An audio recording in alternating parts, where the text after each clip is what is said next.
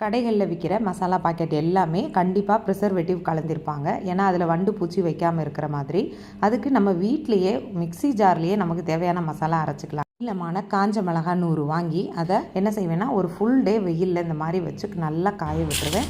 ஈவினிங்கில் மிளகாய் இந்த மாதிரி ஆட்டி பார்த்திங்கன்னா சலச்சலன்னு சவுண்டு கேட்கணும். அதே மாதிரி ஒரு மிளகாய் எடுத்து ஒடிச்சிங்கன்னா டக்குன்னு ஒடிக்கணும். அதுதான் இதனோட பக்குவம். அப்போ தான் நல்லா காஞ்சிருக்குன்னு நமக்கு தெரியும்.